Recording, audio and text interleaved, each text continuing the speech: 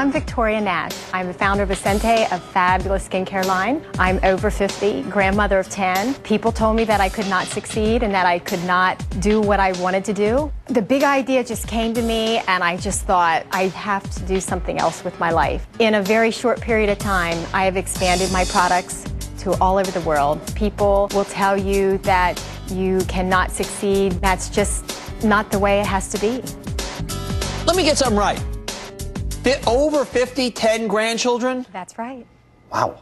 Wow. We'll get to 50 can be fabulous. 50, I just turned 50. You're a lot more fabulous than I am, though. But I mean, good for you. You look amazing. Thank you. And I'm very happy to be here. Well, we're thrilled to have you because your story is a fantastic one. You're living your dream now. I sure am. Esente, this amazing multi-million-dollar skincare line, but everything was stacked against you. I mean, you don't belong here. What was your life like as a kid? It was very abusive. We were abused and neglected as a family. We had, from the time I was a small child, I was always living in fear. I watched some really traumatic things happen in my life. I watched my sister almost being drowned. What happened? By my father. What do you mean my father was alcoholic and very abusive, and he just didn't know how. They didn't want children. And they had children which they should not have had. So they had 5 under the age of 4, and it was a very traumatic childhood for us, for all of us. You said you watched your father almost drown your sister. Yes.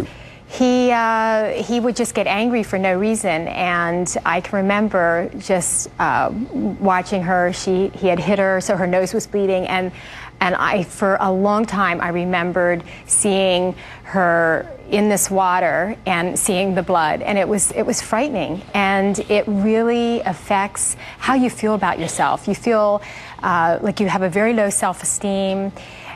He also was very emotionally abusive. He would tell me that I was ugly. He would say that I was stupid.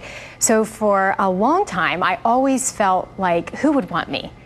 You know, I'm ugly and unattractive because of what I had been told. And if that's what you're told your whole life, you're going to believe that. Of course. And at age 16, you found yourself with your father's hands wrapped around your neck.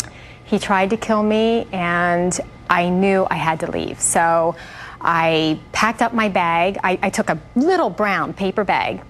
I put my clothes in there. I took my school books, and I left with my little dog. I had a little dog named Danny, and she was my family that I left with. Oh.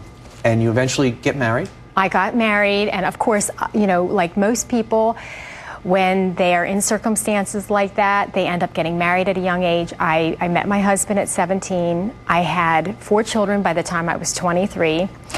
In between that time, my father committed suicide. My mother died of cancer. It was just an extremely traumatic young adulthood. I really never had a young adulthood because I had children from the time I was a young adulthood. You didn't have a young adulthood? I didn't have a childhood. I did not have a young adulthood. And it was only after I became older and I decided I really wanted change. I wanted to have a fresh life. I wanted to travel and explore the world. And I wanted more out of life. And I just wasn't accomplishing that in the small town that I was living in. So you had a little secret voice, a little secret identity inside of you saying, you know what, even though I was told I was ugly, I was told I wasn't going to do anything, and this and that, and all of a sudden at 23, 4 kids, and I have a marriage, there was another voice saying, no, there's another life out there for me. There is. Another identity. Exactly. So how'd you find it?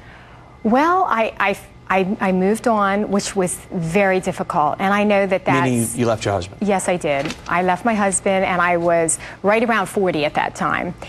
And I met a few people that were very inspirational in helping me, and they were very entrepreneurial, just like you and just like myself. And this one particular person, he was from Boston, and he just looked at me and he said, you know what, you're just as good as the next person. Better. You're beautiful. You can do whatever you set your mind to. And he helped me to focus, and I did. And good things happen if you really put your mind to it. And that secret identity was as a skincare mogul. How'd you get the business? It was.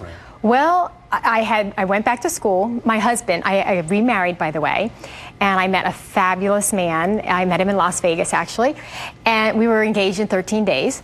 Love that. What happens in Vegas doesn't always stay in Vegas. Okay, right. And he encouraged me. He's from United Kingdom, and when he came over here, he's also entrepreneurial, and he said, "There's no place like America where you can just do anything. You can accomplish anything you want in the United States. You can." And so sometimes we forget that in this country. It takes people from other countries who don't have, obviously the UK is not another universe, but people come here, we take for granted, yes, anybody can do anything, and that's not the way of most of them. We have opportunities that other countries don't have, and we just need to take advantage of it. And we can't look back at our past. We can't blame other people for things that have happened to us and say, make excuses. We can't make excuses. We have to do things by ourselves and overcome them. But you had no experience. How'd you get this thing going? Well, I went back to school because obviously you need to have a lot of education to be able to produce the line. I went back to school, I opened up a skincare studio, and I realized we're lacking products that are results driven. And my products are results driven, obviously. But what I did was first of all, I want to just recap a little bit and say that I named the line Esente, which means new beginning. What a wonderful name. So with my products, I made sure that I incorporated ingredients and formulas that are not available in other skincare companies. And I made them to be very synergistic in their nature so that they all work simultaneously together. It's great stuff. So what do we say to people out there who have one identity?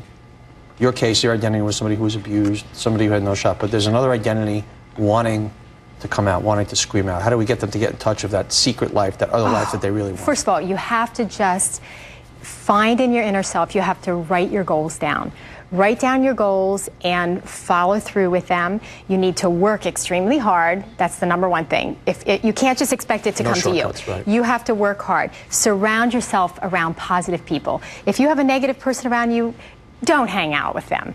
And you just need to always be looking toward the future. Don't look back at the past. Always look toward the future. Victoria Nash, founder, Esente Skincare. Thank you so much. More big ideas, please.